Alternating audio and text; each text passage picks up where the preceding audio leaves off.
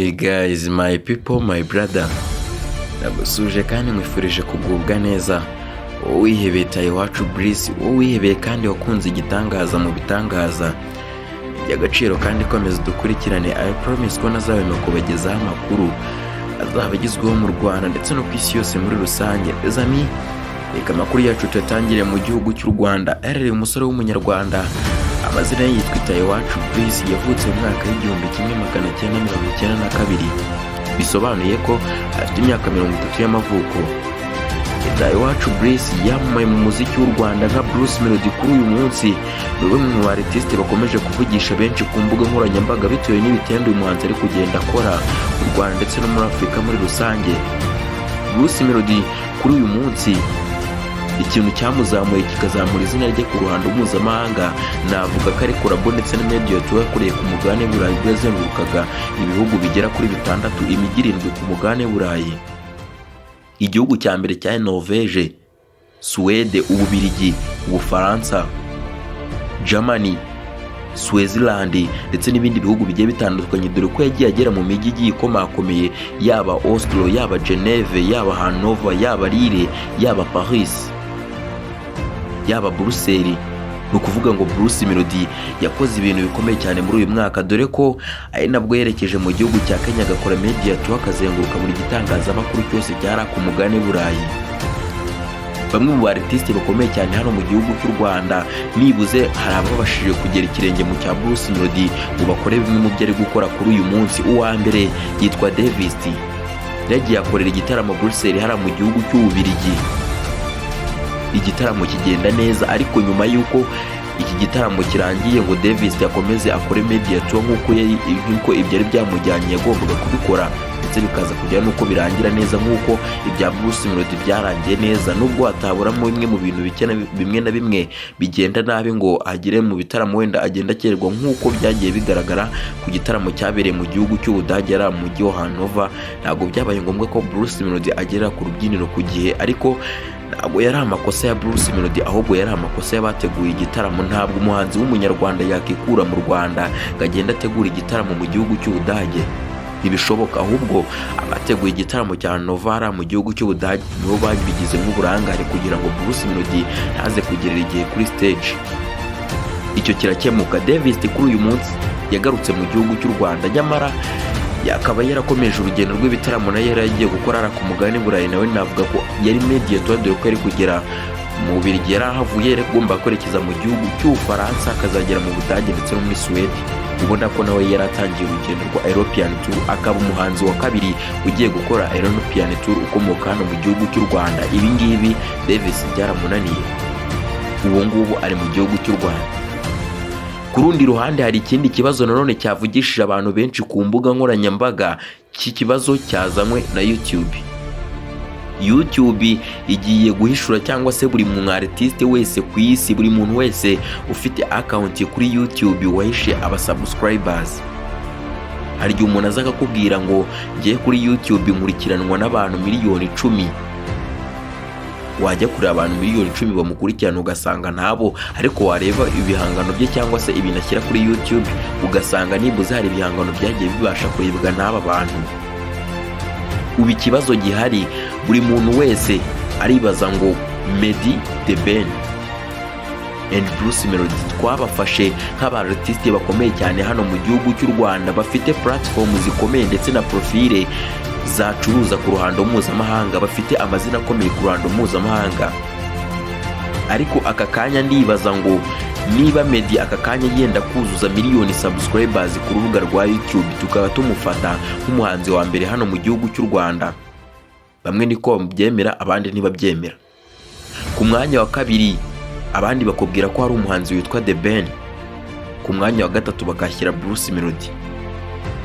Ikibazo ahangaho wakibaza ngo umuhanzi ufatwa nk'uwa kabiri hano mu gihugu cy'u Rwanda abaye adakurikiranwa nibuze n'abantu bagera ku 800 ku rubuga rwa YouTube, ese uwo muhanzi yazabasha kugera kuri ibi ngibi kuri uyu munsi umuhanzi nka Omar muri Nigeria ageraho, akaba yagira ubushobozi bwo gukorana n'umuhanzi nka Justin Bieber, umuhanzi nka Rema akagira ubushobozi bwo gukorana n'umwartiste nka Jason Derulo, umuhanzi Burna Boy ageze ku rwego rwo gukorana na Ed Sheeran, umuhanzi nka Playboy ageze ku rwego rwo gukorana na Ed Sheeran. Ni ikimenyetso cyiza, ntabwo uzagenda gusaba collabo Chris Brown najya kuri platform zawe zose usange ukurikirwa n'abantu bagera ku 70,000. Ni ikintu kidashoboka. Ese niba aguhaye collabo, wenda ugiye kunguka abantu, ubone ba bantu bose bakunda Chris Brown bakomoka muri Leta Zunze Ubumwe za Amerika, ariko se Chris Brown nk'umuntu ushaka kuzamura izina rye muri Afrika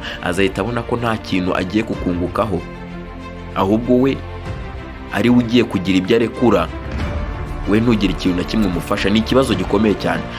Bruce Melodie aramutse abaye arusha abasubscribers The Ben, cyaba ari ikibazo gikomeye cyane, kuko hagiye hagaragaraga amagambo menshi Bruce Melodie bamutera amabuye ngo yaguze followers ngo kuri Instagram, ngo ntago yakabaye arusha The Ben followers bangana kuriya. Ibyo ngibyo byarafuzwe, Bruce Melodie ntiyagira comment nimwe biteraho, arabireka, biravugwa, birarangira. Ariko nanone ikibazo tuzibaza ngo ese Bruce Melodie nidusanga arusha abasubscribers The Ben, babantu mumufata mukavuga ngo The Ben ngo ni umuhanzi wa kabiri mu Rwanda mu bahanzi bakomeye, bizagenda bite? Ibaze nujya kureba ugasanga umwartiste nka Niyo Bosco afite abasubscribers benshi kurenza The Ben. Ikindi kibazo nanone kiravuga ngo uramutse usanze Bruce Melodie arusha abasubscribers Meddy ndetse na The Ben, aba artiste babiri baseba. Tekereza umwartiste waba warakoze umuziki guhera mu mwaka 2008, ugasanga umuhanzi nka Niyo Bosco watangiye muziki mu mwaka 2020 arakurusha platform iryoshye kurusha, afite platform nziza kuruta yawe, afite platform yashyira umwartiste nka Harmonize muri Tanzania akamuha collabo, ariko yo yawe wayijyana bakabona ari nka platform y'umuhanzi ukizamuka. Ni ikibazo gikomeye cyane ku artiste dufite bakomeye cyane hano mu gihugu cy'u Rwanda.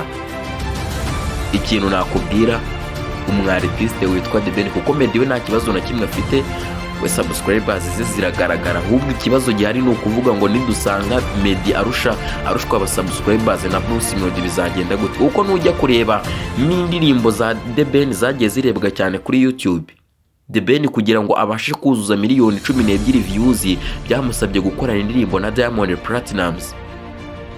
Nta ndirimbo The Ben yigeze akora ngo igere muri miliyoni 10 views yayikoranye.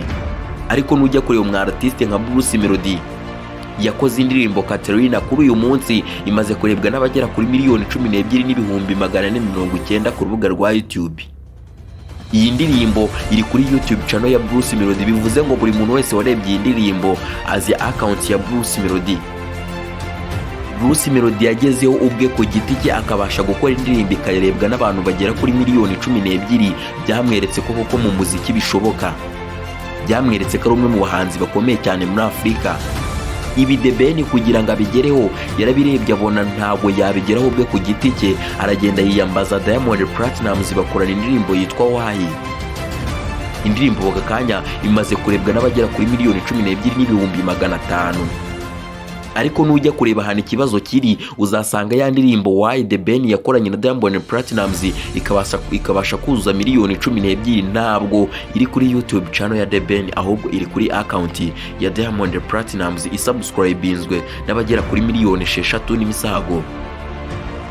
Ukibaza ngo niba The Ben nta ndirimbo iri kuri YouTube channel yagira ubushobozi bwo kuzuza miliyoni 10 views, aho The Ben ntabwo yaba afite abasubscribers 250,000. Wabigenza ute usanze igitangazamakuru Kamia Empire cyangwa se nka hari ibitangazamakuru bikomeye cyane hano mu gihugu cy'u Rwanda dufite byinshi, yaba The Choice Live bifite abasubscribers bagera ku 400,000. AKAKANYA, ikibazo wibaza nicyo nanjye nibaza. Tekereza usanze umwartiste ukomeye cyane hano mu gihugu cy'u Rwanda nka The Ben arushwa subscribers na Patino. Tekereza usanze arushwa abasubscribers n'abamenya series account zica amafilimi ndetse na comedy, cyaba ari ikibazo gikomeye cyane. Rezami bizaba ari spectacle cyonze cyo hazabaho guseba. Rezami Bruce Melodie afite indirimbo Akinyuma agiye gushyira hanze, ni indirimbo ifite video nziza, audio nziza, and Olivier Fernandez. Kanda subscribe kuri YouTube channel Bruce Melodie Media. See you, love you guys.